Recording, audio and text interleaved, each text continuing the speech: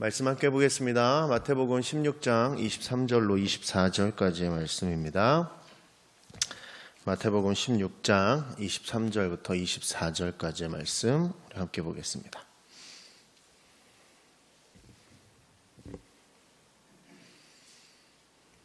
마태복음 16장 23절, 24절 말씀입니다. 찾으신 줄로 알고 우리 2절밖에 안 되니까요. 함께 읽겠습니다. 예수께서 돌이키시며 베드로에게 이르시되 사탄아 내 뒤로 물러가라. 너는 나를 넘어지게 하는 자로다. 내가 하나님의 일을 생각하지 아니하고 도리어 사람의 일을 생각하는도다 하시고 이에 예수께서 제자들에게 이르시되 누구든지 나를 따라오려거든 자기를 부인하고 자기 십자가를 지고 나를 따를 것이니라. 아멘. 하나님의 말씀입니다. 날이 많이 추워졌습니다. 그죠? 괜찮으신가요, 요새? 요새 이제 요즘 같은 시기에 이제 감기라도 걸리면 이제 서로 굉장히 곤란해지는 상황이거든요. 그래서 지금 건강 관리를 굉장히 신경을 많이 쓰셔야 됩니다. 그리고 우리 교회 공동체 지체를 위해서 아프지 않고 건강하도록 우리가 서로가 서로를 위해서 함께 기도해 주시는 것도 굉장히 아름다운 모습이 아닐까 생각하게 됩니다. 오늘 말씀은 여러분들 다 알고 계시는 말씀입니다. 그렇죠? 다 아시죠? 이거. 네. 아셔야 돼요. 이거는 아셔야 돼요. 다른 건 몰라도. 그죠? 이거는 다 아시는 내용일 거예요.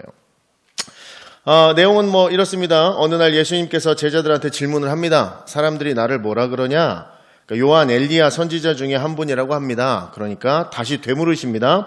그러면 너희는 나를 뭐라고 부르냐? 라고 물어보니까 당신은 그리스도시고 살아계신 하나님의 아들이십니다. 라고 베드로가 정확한 답을 이야기합니다.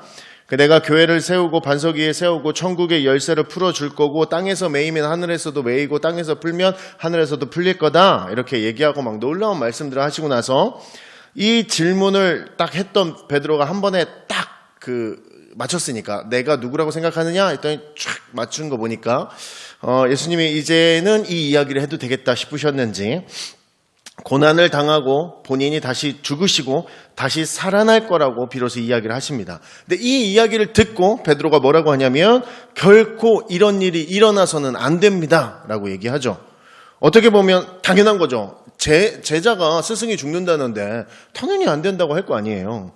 이때 예수님께서 돌아보시면서 사탄아 물러가라. 네가 나를 넘어지게 하는도다 라고 얘기한다는 거죠.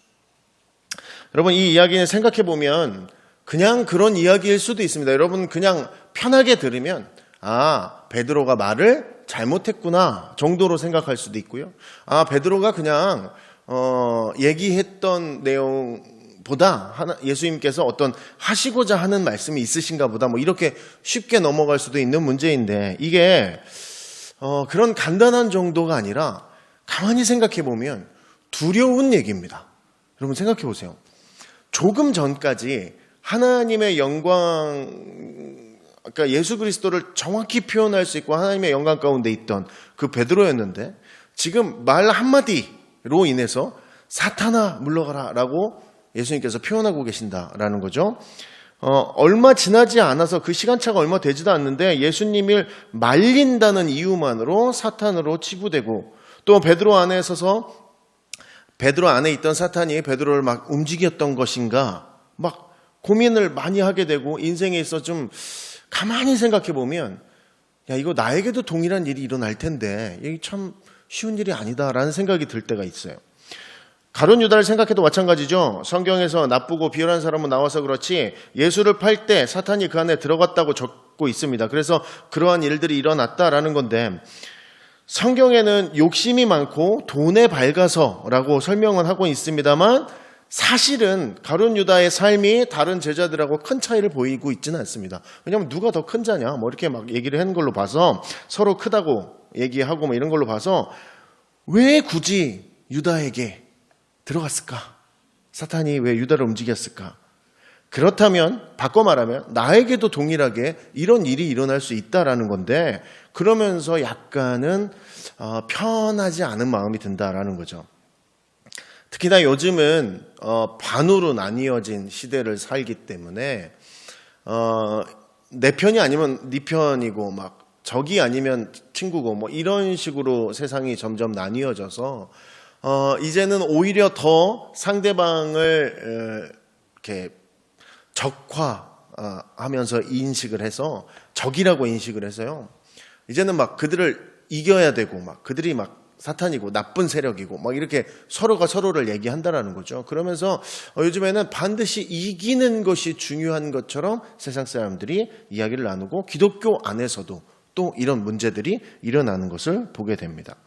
여러분, 1차적으로 이런 문제가 내가 사탄에게 이길 수 있는가라는 생각이 들 때 우리는 배운 대로 첫 번째 반응은 뭐예요? 이걸 어떻게 대적하나가 첫 번째 우리의 반응이죠. 두 번째는 내가 이걸 어떻게 해서 이길 것인가가 두 번째 생각입니다. 근데 이런 생각을 막 하고 깨어 있더라도 어느 순간에 갑자기 무너져 있거든요. 어느 순간에 내가 느끼지 못하고 있는 상황인데 내가 하고 싶던 일도 아니었고 내 생각과 다른 어떤 모습인데도 내가 그것들을 해내고 있을 때가 있다는 거죠. 이럴 때 우리는 어떻게 사탄에게 매이지 않고 벗어날 수 있을까? 뭐 이런 고민들을 하게 된다라는 거예요. 여러분, 성경 가운데서 늘 경계하라고 얘기합니다. 그러니까 진짜 예민해야 되나 봐요. 그냥 적당한 선에서는 해결이 안 되는 문제인가 봐요. 깨어서 기도하라 그러고 사단은 우는 사자처럼 삼킬 자를 찾는다고 하는데 하나님의 전신갑주까지 입으라고 하는데 철저하게 준비하라라는 거죠. 그만큼 경계하고 뭐 이렇게 준비하고 있어야 되는 존재인가 봐요. 근데 여러분, 늘 깨어있는 게 가능합니까? 여러분, 가능하세요? 늘 하나님께로 매여서 깨어있는 상태가 가능하세요? 저는 어렵더라고요. 여러분들은 모르겠는데 저는 늘 깨어있다고 저는 자신 있게 말을 할 수가 없어요. 나도 그런데. 그리고 여러분, 만약에 여러분이 어떤 사탄의 공격이라고 규정이 됐어요. 여러분 안에서. 이거는 내가 싸워 이겨야 될 문제예요. 그래서 싸웠어요. 열심히 대적하고 막 예수 그리스도의 이름으로 막 열심히 했어요. 그러고 나서 이게 이제 내가 막아냈어. 근데 여러분, 그 막아냈다고 어떻게 확신하세요, 보통? 나 이제 끝났어. 이 문제에 있어서 난 끝! 이러고 이제 아예 신경 안 써야 막아낸 건데, 그렇게 어떻게 확신을 하세요, 보통? 저는 요거에 대한 경계가 좀 모호해서, 저는 그냥 정말로 내 눈앞에서 다 될 때까지 기도하거든요. 끝까지 해보거든요. 여러분, 사람을 통해서 이런 문제의 해결이 보이면 쉽게 해결하죠. 그죠? 저 사람의 반응을 보고 이 문제는 해결됐다 안 됐다 판단하기 쉽죠. 그런데 이게 그런 문제가 아니라는 거죠. 오늘 말하는 대상은 눈에 보이는 대상이 아니기 때문에, 그리고 또 갑자기 나타나기 때문에, 그 갑자기 화가 치밀고 막 내가 주체를 못하고 막 내가 하려는 행동이 아니었는데 그것들이 막 이루어지고, 이것을 어떻게 알고 이것을 어떻게 대처하며 그 일이 있을 때마다 내가 어떻게 예민하게 반응하냐라는 거죠. 아이들 다 키워보셔서 아시겠지만, 키우시고 계신 분도 계시지만, 아이를 공부를 가르치는 게 아니라고 그러더라고요. 제 선배님들이 너 애한테 네가 공부 가르치면 안 돼. 학원 보내, 학원. 선생님을 믿고 학원을 보내야 돼. 저게 무슨 소린가? 그래서 요새 저희 딸이 2자리 더하기 빼기를 배우고 있는데 학원을 보내야겠다라는 생각이 들었습니다. 더하면 안 되겠다라는 생각이 들었어요. 왜냐하면 화를 내지 말고 침착해야지라고 마음을 가졌고 좋은 말로 계속해서 같이 하고 있었어요. 근데 이 녀석이 뭐 어떻게 돼가지고 내가 화가 확 나면 화를 내려고 마음을 먹었을 때 화를 내는 사이즈보다 참으려고도 하다가 폭발하는 사이즈가 너무 큰 거예요. 그래서 깨달았어요. 이게 참는다고 되는 게 아니구나. 내가 컨트롤할 수 없구나를 깨달았어요. 여러분, 이러면 이제 내가 나를 아니까 내가 막 폭발적으로 화가 났으면 이거는 내 안에 규정이 되죠. 이거는 나의 의지가 아닌 것 같아. 이거는 내가 이렇게까지 화낼 일은 아니었으니까 이거는 분명 하나님으로부터 온 건 아닌 것 같아. 그럼 내가 이거 이제 대적해야겠어 라고 생각하는데 시간이 조금 지나잖아요. 그럼 내가 뭐라고 생각하냐면 내가 요새 몸이 허한가? 내가 요새 좀 생각이 좀 떨어졌나? 추워서 그런가? 면역력이 떨어졌나? 왜 자꾸 이렇게 욱하지? 이런 생각을 하게 돼요. 그러니까 무슨 얘기를 지금 드리고 싶은 거냐면 내가 화를 낸 것을 사탄이라고 규정을 했음에도 불구하고 좀 지나면 그 규정이 잘 안 돼요. 이게 나의 어떤 문제가, 신체적인 문제가 있나? 이런 생각을 하게 된다는 거죠. 제대로 규정해낼 수가 없는 문제들이라는 거예요. 베드로를 보면요. 베드로는 전에 하나님께서 주신 귀한 은혜로 복을 받는데 어떻게 그 짧은 시간 동안 예수님께 사탄이라고 규정이 되어버리냐는 거죠. 그 예수님의 이 일에 대해서 이렇게 얘기하십니다. 네가 하나님의 일을 생각하지 않고 사람의 일을 생각한다 라고 하십니다. 이게 원인인 것 같습니다. 하나님의 일을 생각하면 괜찮을 텐데 사람의 일을 생각하니까 이런 문제가 생겼다라는 거죠. 예수님의 고난과 죽음이 하나님의 일로 이해가 되면 예수님의 말씀이 참 쉬웠을 텐데 베드로 입장에서 예수님 때문에 이런 생각을 하지 않았을까요? 예수님 때문에 예수님이 이제 천하를 통일할 건데 거기서 이제 내가 한 자리 하는 거 아닌가? 뭐 이런 생각을 갖고 있지 않았겠나? 우리가 살면서 여러분 하나님의 일을 얼마나 생각하십니까? 여러분 살아가시면서 그래요. 오늘 하루 살아가시면서 하나님의 일을 얼마나 생각하셨어요? 여러분 아침에 눈 떠서 지금 여기 오실 때까지 얼마나 하나님의 일을 생각하며 내가 인생을 살았냐 하는 말이에요. 예배를 드립니다만 예배를 드리는 자리에서도 우리가 얼마나 하나님의 일을 기대하고 생각하면서 그 자리를 열심으로 섬기냐라는 거죠. 보통의 앙케이트 조사를 한 걸 보면 주일 예배를 드리는 대부분의 이유가 한 주의 안정 때문에 그래요. 다 돌아오는 한 주의 안정 때문에 교회를 다닌다고 앙케이트 조사를 하는 그 답이 나온 경우가 좀 있었어요. 미국입니다. 한국은 아니고. 여러분, 그러니까 예배를 드리면서 만약에 여러분 머릿속에 예배를 드리는 중에 나 이따 가서 뭐 먹지? 이런 생각이 들면 이거 사탄이 들어온 겁니다. 그리고 여러분 예배를 드리는 중에 내 앞에 앉은 어떤 분이 저 사람은 옷을 저런 거 입었지? 예배 중에 이런 생각이 들었다면 오늘 예수님 말씀하신 그 사탄의 모습이 있는 거예요. 우리의 의지가 아니기 때문에 난 지금 예수님께 집중하기 위해서 예배 자리 찾았는데 내가 그런 것들이 눈에 보이고 그런 것들이 자꾸 생각이 들어온다면 이거는 내 생각이 아니잖아요. 그 얘기하고 있는 거예요. 우리는 몇 번이나 몇 명이나 하나님의 일을 생각하면서 항상 세상을 살아가겠습니까? 사람은요, 사람의 일을 생각하는 것이 더 많은 경우가 많이 있습니다.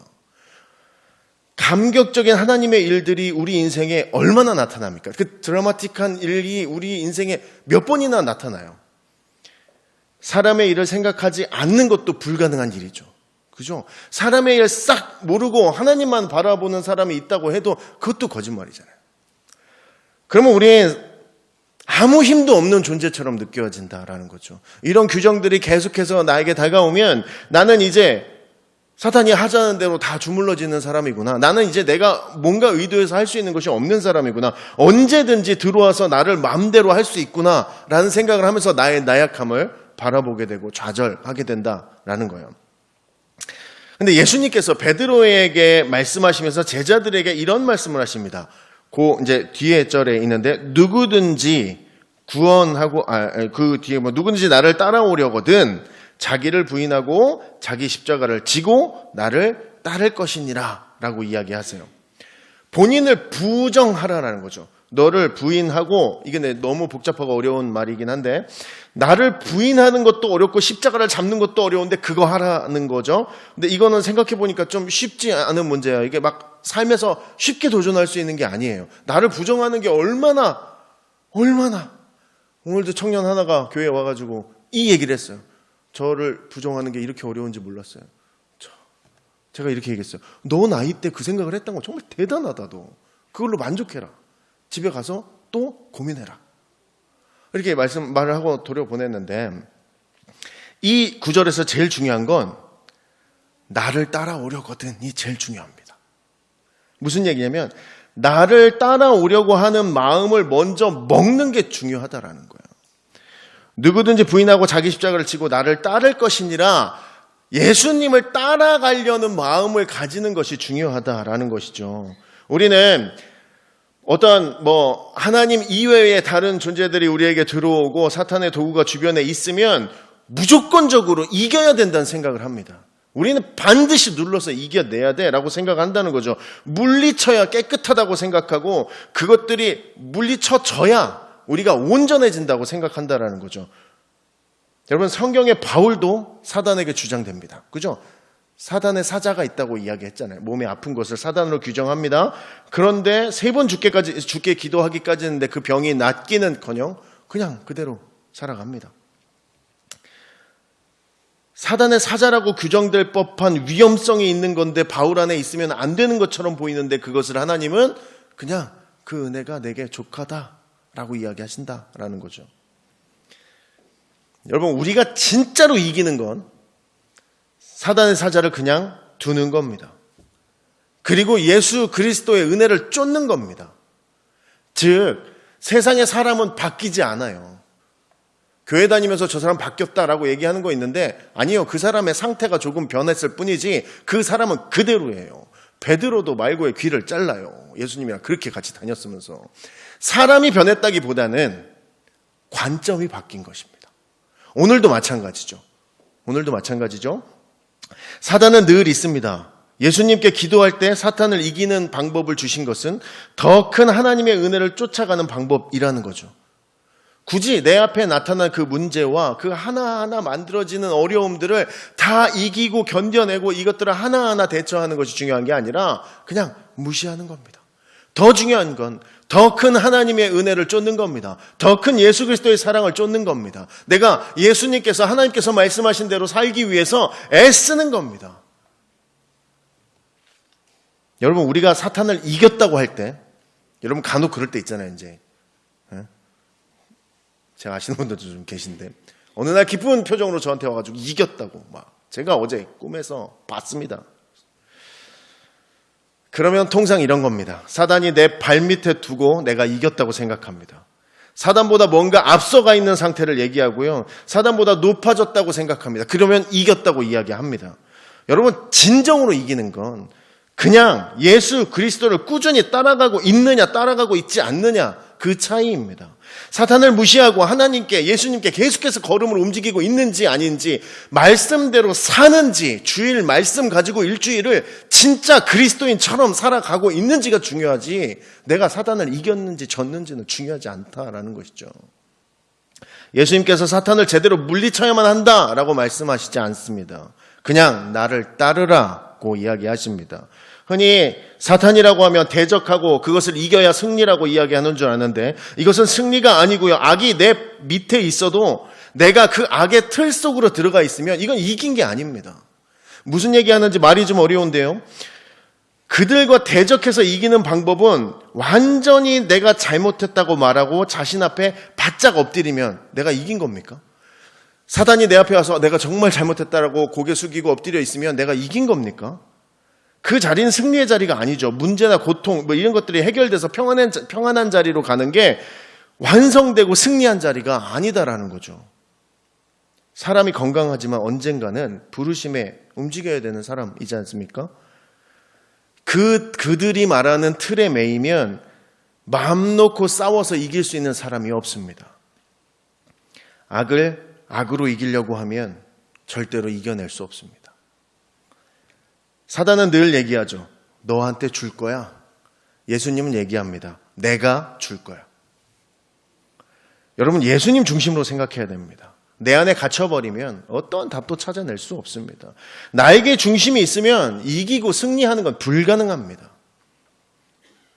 아담과 하와에서의 문제도 선악과를 보면 게임 끝난 겁니다. 마음이 간 거예요. 이미 다른 손 쓸 틈이 없는 거죠. 악의 틀에 들어가 버린 겁니다. 하나님 중심으로 서야 그 악의 틀에서 벗어날 수 있는데 그것이 어려워지는 상태다라는 거죠.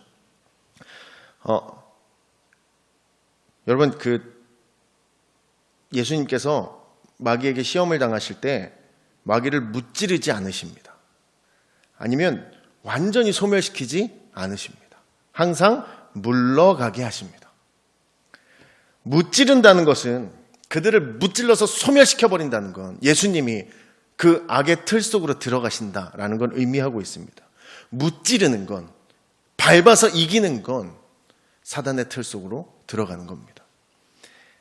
악한 방법이고 약한 방법입니다. 이 방법으로는 사단을 십자가에 못 박으면 우리가 승리되는 것이 아니다라는 거죠.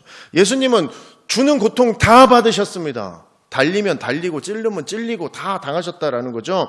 사단의 시험에도 능력으로 싸우지 않으십니다. 하나님은 말씀으로 싸우고 사단의 싸움이지만 하나님께 계속해서 집중해내는 모습을 보이고 있습니다. 이러니까 승리라는 것이 예수 그리스도께 있는 것이죠. 사단은 피하는 게 맞는 것 같습니다. 그러나 만나면 우리가 이기려고 할 필요도 굳이 없는 것 같습니다. 야고보서에 보면 대적하라는 말이 있죠. 그런데 그 전에 하나님께 복종하라라고 적혀 있습니다. 이유가 뭔데요? 먼저 대적하는 게 중요한 게 아니라 내가 내 하나님께 복종하는 게 더욱더 중요한 일이다라고 이야기하고 있는 거죠. 사단은 다 있습니다. 우는 사자처럼 우리를 흔들려고 준비하고 있죠.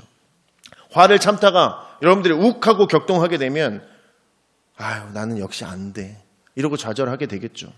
그럴 때일수록 내가 하나님을 더 바라봐야 됩니다. 그럴 때일수록 내가 하나님께 더 매달려야 됩니다. 베드로가 다시 하나님께로 돌아섭니다. 3번 부인하기까지 합니다. 그런데 예수님이 오시니까 다시 붙들고 늘어집니다. 잘 믿으려면 합리적이고 계산적이고 논리적이면 불가능합니다.